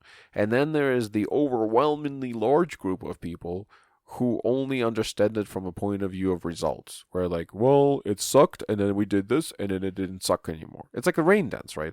Well, it didn't rain, and then we danced in this funny way, and then it rained again. So thus, we should dance like this all the time, and let's not try anything new, because if we try something new, it may not work. Because like King Julian, all of King Julian's subjects. Yeah. There's the ruling elite that figure out whether something is a good idea or not. Then there's everyone else. A bunch of followers who are all going to die. Yeah. And And the reason why that happens, I think, is a psychological thing that we as humans have. Humans, generally speaking, are what's called super repeaters. Now, in biology, super repeaters basically organisms that can learn by looking, by observing, right? Mm-hmm. And then they repeat it exactly. So, for the example of that, if you show a monkey, if you show a chimp, how to fish, for instance, for fish, right? Mm-hmm. In experiments, it was shown that the chimp will look at the basic like motion of you taking the fishing rod and kind of casting it, and if it's simple enough, if you make the device simple enough, it can because chimp is still limited to its chimp brain, right? Mm-hmm. It can figure out how to fish, right? But the chimp will not repeat exactly what you do. The chimp will look at it, will look at you doing something, and it will try to do those same things, but it will use its own brain. It will be like, oh, do I need to do that? I have a longer hand. I can just throw it like that, right? Like the chimp starts analyzing which part of it should I do, which part of it is kind of like maybe he does it, but I don't need to do it, right? Humans are not at all like that. Humans are what's called super repeaters. If you show a human how to do something, they're more likely than not to repeat the steps exactly, even if they don't understand why they're doing it. Is that because of our mirror neurons? It's because of your mirror neurons. But chimps also have some of those mirror neurons. It's also just social thing. Maybe it's like a social selection thing where like if you did exactly the same thing that you were shown and you didn't understand, like it increases your chances of survival, because if you can see somebody doing something and you repeat exactly what they did, chances are you will not die. Mm-hmm. Versus if you see somebody doing something and you repeat it, but you kind of try to figure out on your own and you're not that smart.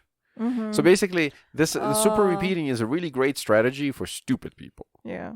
It's a really bad strategy for progress, Mm-hmm. right? Yeah. Most people are super repeaters. They survive because they're super repeaters. Right. They progress our civilization because they're super repeaters, right? Like we can continue to exist because we have super repeaters who you can show how to plow a field, and they'll plow a field until they can no longer plow our fields. Right. Right? But then comes along somebody who questions why you're plowing the field. Exactly. And those people are usually dismissed, and those people are usually criticized until the people who dismiss them and criticize them die and allow them to bring forth their criticisms and objections, and maybe generate better results. And once they generate better results with their techniques, then that becomes the standard. Mm-hmm. And then everybody starts to super repeat what they did. Right. Until the next generation. Until the next generations, and so on and so forth. Right? So that's why I think we get these bubbles. Again, strictly hypotheses, but I think we get these bubbles which track down to the Ming Dynasty. And every time it's like somebody figures out something really good, everybody tries to do it, the thing fails. Somebody tries to... You even see that in kind of business, right? Like people start a pizzeria, then everybody starts a pizzeria, then pizza starts, there's way more competition, and then everybody dies. Like you see that in economics, right? Mm-hmm. In economics, it's always said that in a free market, every business is competed into bankruptcy. Mm-hmm. Peter Thiel likes talking about it. In perfect economics, every business would be bankrupt. Mm-hmm. Right? Like if your businesses aren't regularly going bankrupt, you're not doing capitalism right. Mm-hmm. Right? Now, his point is, of course, that capitalism is stupid and we shouldn't have capitalism because Peter Thiel, even though he's a libertarian and stuff like that, he's not a capitalist. It's kind of funny that people call him that. He believes in the ideas of free market, but he also believes that the free market only exists there to destroy productive companies. Mm-hmm. He has like a whole speech about it. And that we lie about it. Like, so people who are monopolies constantly spend time pretending that they're not monopolies, and people who are not monopolies constantly spend time pretending that they are. Like, it's like companies like Tesla pretend that they are monopolies, even though they're not. Yeah. And companies like Google constantly pretend that they are not a monopoly, even though they are. Yeah. So he likes talking about... I'm sorry, I just got like really sidetracked. Yeah. But we were talking about, originally we started this conversation with... child pornography. So let's loop back to that. Yeah. Like, should we allow computers to generate child porn?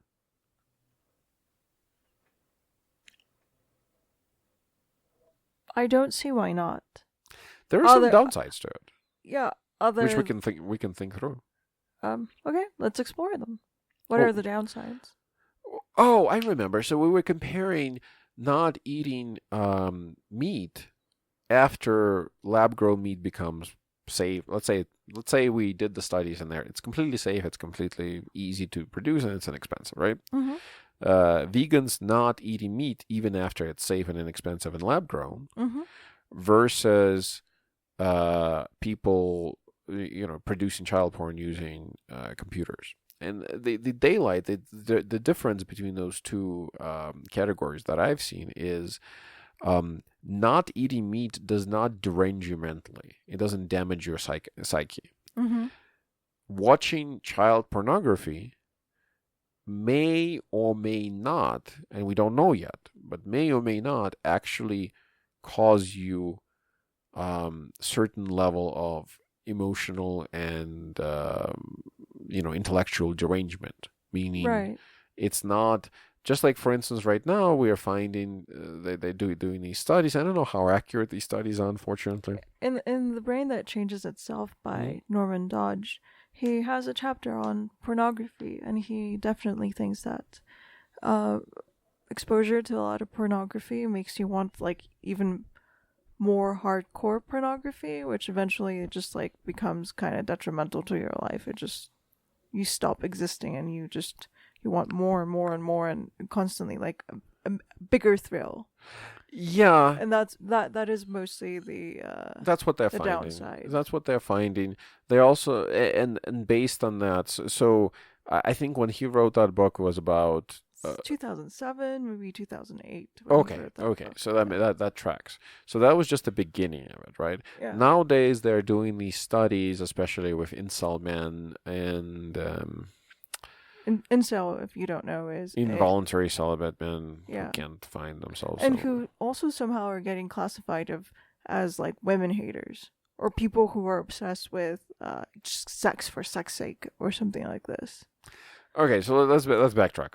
It's a large group. So there's a large group of people in our country right now, a large group of men, who are not having sex with women, even though they want to have sex with women, because no women are volunteering themselves to have sex with.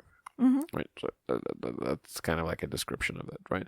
Some of those men, as a result of not having women interested in them, are bitter about it. Yes. And hate women as a result. Yep. That I don't think that represents the overwhelming majority of those Okay. people. I don't think it even represents half of those people. Mhm. But it's a sizable portion of the people, of men who are not having sex, who hate women. We can put those aside for a moment. Okay. The study that they did, the studies that they did, though, they showed that amongst men who were experiencing, who like looked at porn a lot, like more than a few hours a day, Mm-hmm. and there's many apparently men in that category, have become over time impotent. They are unable to actually. They got so. Their brain got rewired for the kind of things that they experience in pornography. Mm-hmm. That when they are having sex with women, they're no longer really interested. Aroused. Well, it's hard to say because those studies were kind of. It was like discussion studies and surveys, which is not the best Okay. kind of thing. So I'm sure they get aroused, but they don't get the physiological response. That penis doesn't get hard. Okay. And as a result, they have to go on Cialis or Viagra, those kinds of drugs. Wouldn't those companies be happy? Yeah, that's Okay. actually a good point. I didn't think of that. So maybe they're behind the whole explosion of pornography, but I think it does damage people in certain ways. I don't know how big or how deep that damage is. And I don't know if necessarily it's the government's job to prevent that damage from happening, because it's not going to damage everybody. But porn is like any other substance, like sugar or exercise or You can have too much exercise, you can have too much sugar, you can have Yeah, too much and anything. it can ruin your life. Or like recreational drugs. If you, do certain drugs all the time, they're gonna hurt you. Yeah, but the question is, does the government have the right to? Uh, The government, of course, will say yes. They well, have a there's right. two questions right there actually. First, does the society have an interest in preventing you from becoming deranged in that sense, or injuring Yeah, they your do. brain? Yes, they Not do. right now because they want you to be productive and a part of society. Yeah, I think it's reasonable to say that the Yeah. society that. The second question, however, is does the government have the right to prevent you from viewing those kinds of materials? Because I think, in my book at least, society does have an interest in you staying healthy, Yeah. but I don't think society has a right to force you to be healthy. It's like, Well, that's kind of like saying, it's nice if the government tells you that you should wear masks to protect yourself and others from COVID-19. well, no, but But it's just yourself, not others, though, right? but they So does the government have the right to tell you to wear a mask if you are in public, in public areas? yes, Um, because it's trying to protect Others from others you. from you. Yeah. But does the government have the right to tell you that you're not allowed to drink, for instance, or you're not allowed to smoke weed, or you're not allowed to, like, maybe all of those things are detrimental to you, but as long as they're only harming you, does the government, for instance, does the government, being fat, being overweight, is bad for you? It's very bad for you. It's much worse for you than alcohol or weed or cocaine or heroin. Being significantly overweight, like being 100 pounds over what you should be, is far worse for you than doing cocaine or heroin, Right. right? Like in terms of outcomes. Productivity and Productivity and also uh, outcome, like health outcomes, yeah. right? So does the government have the right to force you to be thin? No. But S- should it have the right to? Well, it doesn't at the moment. I would Yeah. argue that probably that shouldn't have the right either, because how? Yeah. Because um, It's your body. it's your body, but also I just don't trust the government enough to. For them to have the right information Yeah, because these are the same assholes who spent the last 30 years telling you to eat croutons to lose weight. So not necessarily the most trustworthy people when it comes to legitimate information. Gotcha. And even if they were trustworthy, I don't know what other like agendas they might have, right? So I'm a little bit hesitant in that regard. On one side, I do see how limiting the amount of pornography, like I think Iceland, right, did that, Iceland, yeah. yeah, where Iceland made it illegal for To make and distribute porn. yeah. So I can see where the society has an interest in that, but do they have the right? And I think those are two separate questions. And I think you can honestly say that yes, they do have the interest, but no, they don't have the right. Yeah, because I think the main arguments against Iceland's firewall against pornography is just censorship. Like, it's a big sign of a totalitarian system to censor things like porn. Yeah. Well, I mean, the way I think about it is like, would the government be able to, or rather, would it be better if nobody in our world consumed pornography, because pornography wouldn't be necessary because people would just have normal, healthy, varied and fascinating sexual relationships with a bunch of other people, and we would normalize sex to the point where it wouldn't be stigmatized in any particular way, right? Would that be better for society than, for instance, society that consumes a tremendous amounts of pornography? Obviously, the first option is better. Yeah. But would we be able to get to that point? And I have significant doubts that we will be able to get to that point. Yep. In an ideal society, we would have good sex education. We would You not don't need to have sex education. I don't think it's unnecessary. I think you just need sex education is a really terrible idea, by the way. Why? It's a horrible idea. Instead, we should just have reasonable cultural norms, because what you want to do is you want to educate people through culture, not educate people in school. So if you Okay. So how would you do that? well, you have reasonable cultural norms. So, for instance, you normalize children age 15 plus having sex. You normalize it in movies and television shows. You normalize availability of women and to have sex with. How do you normalize that? You don't make a bunch of movies where guys are losers who need the approval of women. You don't make a bunch of movies where, you know, it's up to the guy to ask a woman out on a date. You basically normalize it. You say no. It's like you like this person, they like you. There's nothing wrong with approaching them and saying, "Hello, I like you. Would you like to date me?" Right? You normalize that through movies. I think I pointed that out in Dustin Hoffman movie. What was that? The fuck was that movie? Manchurian Candidate? No, not Manchurian Candidate. The other one. It was a 1961 movie. Can you remember what it was? The Candidate. Well, the Manchurian, but that it's not the Manchurian Candidate. It's fuck. It was from 1961, I think. 1969. 1969. Yeah. Let me look it up. It's a Dustin Hoffman movie. It's one of his. If you just look up Dustin Hoffman on IMDb, it's gonna pop it right up. It's right one of his classic movies. Yeah, it's right on the tip of my tongue, too. But anyways, I'll tell the story, and then in a moment, Joel will find the name. But the story is that he is the character that he's playing is in the library, and he sees a girl that he likes. She's a pretty girl. So he approaches her, and he starts talking to her. I forgot what he actually says to her, but she basically kind of blows him off. The Graduate. No, is it no, The Graduate? no, it's not The Graduate. Why did you go? I'm sorry.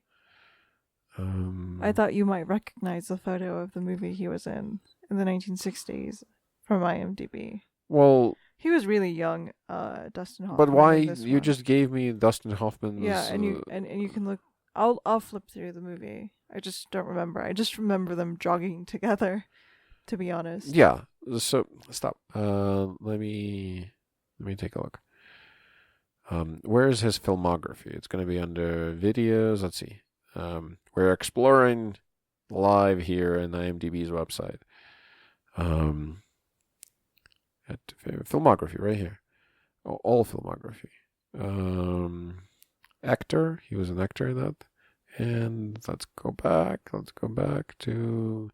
So, in this movie, Dustin Hoffman is exceptionally persistent with this girl. Marathon Man. That's what it was. Mm-hmm. 1976. I was totally wrong about the date, too. So, Marathon Man from 1976. He runs marathons because reasons. He's a student in New York, and he sees this girl, and she kind of blows him off, and then he pursues her. He just runs after her, and he chases her down. He's like, no, I really want to date you. All the way to her apartment. All the way to her apartment. He's like, no, I want to date you. And she's like, oh, okay, fine. You seem like a pretty decent guy. Let's date, right? And that's society telling men that it's okay to do that. Yeah. Our society has spent the last 20 years telling men that it's not okay to do that under any circumstances ever, ever, ever. Mm-hmm. Right? We spend a long time really, really, how should I say it? Emasculating our men? Not even, well, that too. But we have spent a lot of time, the word would be like magicifying or like mystifying sex, basically saying there's really little transparency. Yeah, mystifying sex in our society by making it a big taboo. Yeah.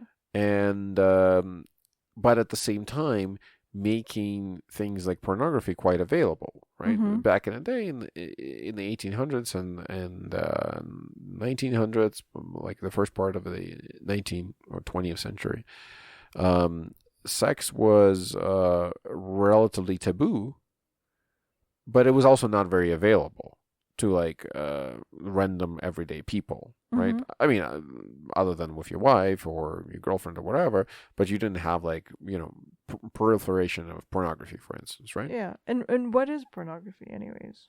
Because you could see like your parents naked or whatever accidentally. No, Or well, no, but yeah. they had pornography back in the day too. They had these like, especially France. France was like the porn capital of the world back in the day. So they had some pornography. It was like very rare, very very seldomly accessible, and as a result, it wasn't so deranging because it was like sex was kind of a taboo, but it was treated as a taboo. And in our society, sex is kind of a taboo, but it's not really treated as a taboo because it's ubiquitously available on the internet. And that's kind of strange to a lot of people. And then on the psychological level, it fucks people up because they're like, well, I'm not having sex, and yet it seems like sex is all over the place, right? We use it to sell. Like, I mean, think about how many things we use, or rather, how many things use sex to sell things: cars, drinks, all of those things in our society. They use sex to sell those things. We use sex to sell cigarettes, to sell cars, to sell alcohol, to sell tobacco, to sell everything. I'm blanking. I sell guns even. So you're saying that just a pretty girl that's sexual somehow? No, if you have just a pretty girl, it's not sexual, but that's just a pretty girl. But when you start making connections, like for instance, if you drive this car, you'll have a pretty girl who you can fuck.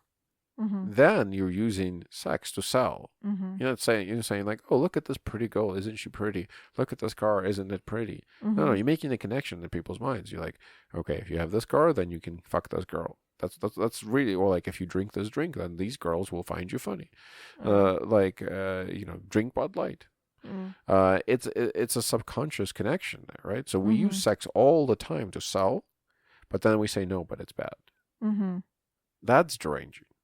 That's deranging in many different ways. So if we want to have a society that avoids having difficult sex education conversations, we want to have a society that's healthy, that doesn't have so many incels, that we want to make a positive sex society, a society that says no, that's perfectly normal, it's awesome, you should be having it, you should be having freaky sex as much as you want to, whatever makes you happy, but you should have it with other people, you should have it with other humans who are consensual, who are, of course who are consensual, but I'm just saying like not by yourself, with a computer, because that's what it's designed to be.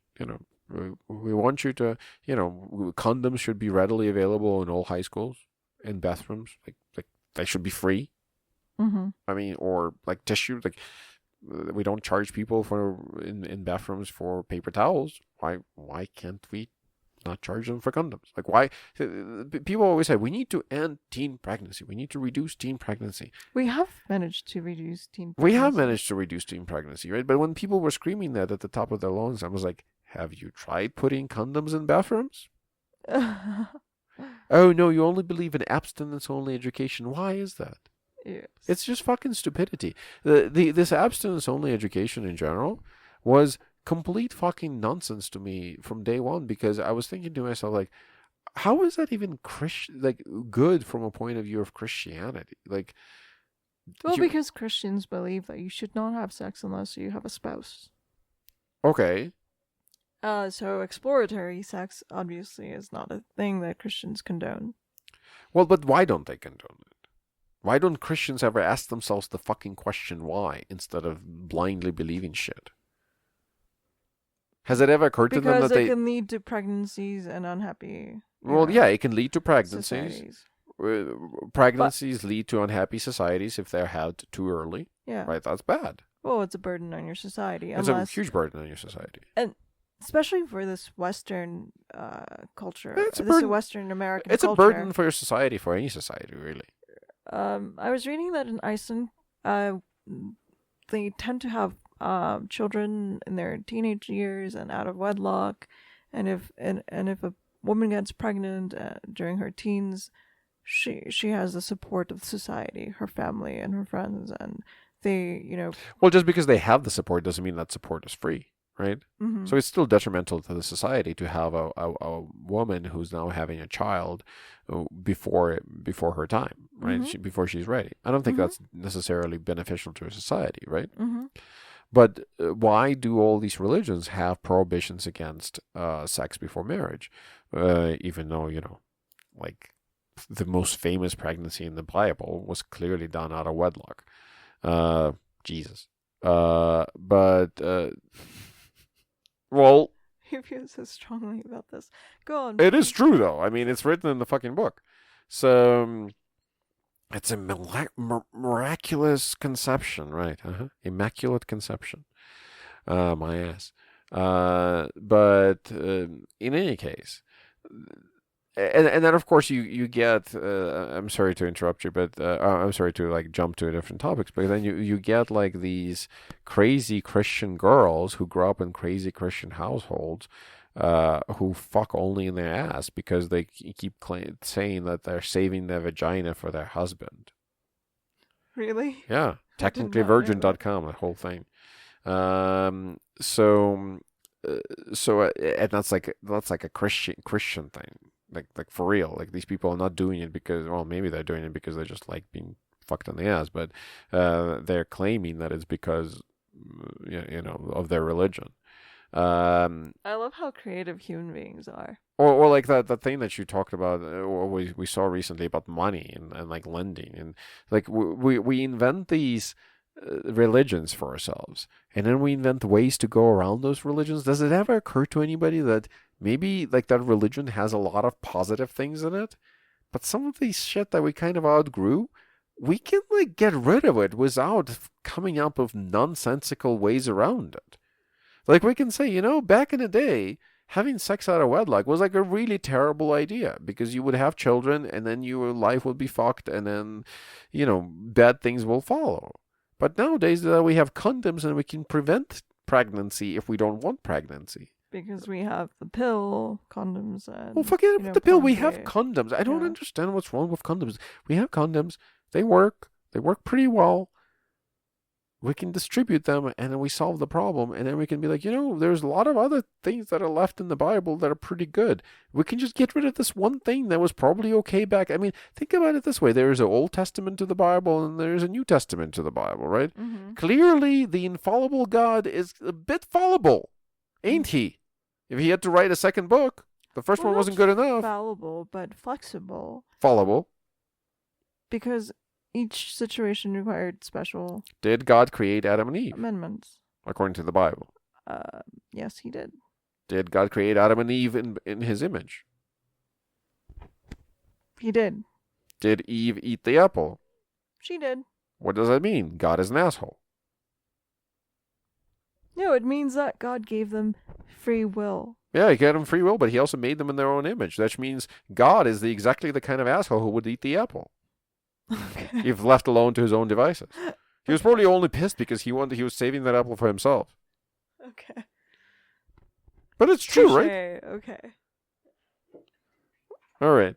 Well, let's actually end the conversation right. So we need to take a break now, and I think we're gonna just end this and maybe have another podcast later Tomorrow. on. But just to summarize, God is an apple eater. Pornography is bad, but I don't want the government to block it because the government sucks at things a lot of the times. And you should be cautious eating lab-grown meat. You should be cautious eating lab-grown meat, and pedophilia is a condition, but child porn is wrong in every single way and should not be tolerated. And I think we should set up a child porn training bank that's only accessible by people with, properly credentialed people for purposes of training AI if we seriously want to put a dent in this significant problem, because it is a significant problem. And there's darker parts of this problem that I haven't talked about, with people exploiting children in these like underlying communities, and we seriously need to address both pedophilia and child pornography. And those are two different problems. Those are two different problems that we are not addressing properly because we're conflating the two into one thing. Mm-hmm. Because there's people who produce child porn that are evil people, and there's people who are pedophiles. Overwhelming majority of pedophiles do not want to harm children. Yeah. According to all the studies. Mm-hmm. they are just fucked up individuals who get no help in our society. And if we want to actually end pedophilia, we need to start treating it as if it was an actual disease, which it is. Yeah. It's not the disease. It's a mental disorder. Yeah. Disease is a more of a condition type of thing which you can cure. I don't know if you can cure this, but you can treat it. Yeah. Anyways, do you have any? That's it. I don't have anything to add to my summary. But it's a very intriguing subject, and maybe we should come back and talk about it in part 2. Yeah, there's a lot to discuss, and I think we need to be more adult about all of these problems. We're very, very, we tend to be very primitive about these subjects. Not just primitive, but we want to sweep them under the rug and sort of like not talk about them. Well, that's what, yeah, and then hope it just goes away. Yeah. And it doesn't go away. Yeah. So we need to treat it. We need to have like. But it runs into that whole problem of like, well, you're just fucked up, man, if you like pedophilia, and like mental disorders are not very well understood. Yeah, well, exactly. But let's imagine that that's the fact. Let's imagine the fact is that only fucked up evil human beings, well, not evil. I don't want to call anybody evil, but let's say only fucked up human beings engage in pedophilia, which is actually the case. They're all they're broken in some it's a degeneracy because. But could you say the same thing about people who are homosexual, gay. Yeah, is it like a mental disorder, though? Yeah, it is a mental disorder. It's been classified as a mental disorder for a long time. People will fight with like fucking foam with their mouth, claiming that it's not a disorder. It's a disorder because if you're a gay person, you can't have children while enjoying the sex that you're having, right? It's a disorder. Disorder just means it's not ordinary. It's not in the order of like your genetics. You're not meant to be gay. There's no benefit. There's no biological benefit to being gay. That doesn't mean that you shouldn't be gay. You're not hurt. I have no issues with gay people whatsoever because they're not harming anybody and they're enjoying their life to their fullest and they're wonderful people and all the more power to them. But don't go around pretending that it's not a deviation from the norm. Yeah. Because people go around saying, no, that's you're insulting people by saying, well, yeah, I'm fucking dyslexic. I'm deviated from the norm of people who can read. Gay people are deviations from the norm. Doesn't make them bad people, but they're deviations from the norm. Pedophiles are deviations from the norm that also harm other people by their very existence. You can say, how can you harm somebody by your existence? If you're a pedophile and you like to see children have sex with adults, or with children, I don't know how that classifies, but whatever. If you like seeing children have sex with adults, you are harming children by your very existence because there's people in this world who then will exploit children in order to try to make money from you. Yep. That's where it comes into it's a deviancy that needs to be solved by our society. But it's a deviancy. It has negative results. It has negative results. Yeah. But at the same time, I'm more than convinced that if we took 90% of pedophiles out there, easily 90% of pedophiles, and we gave them an offer and said, hey, how would you like to take this pill? And when you take this pill, you will no longer be attracted to children. You will now be attracted to adult women or, whoever. Adult people. Adult people, yeah. Whoever is in your purview, right?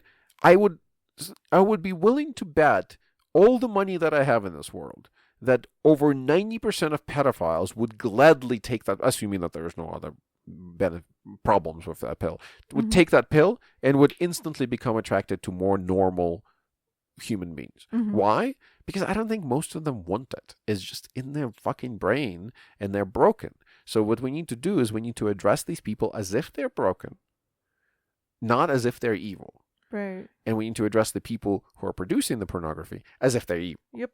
That's the solution. Anyways, that's all I have to say. And that's it for me.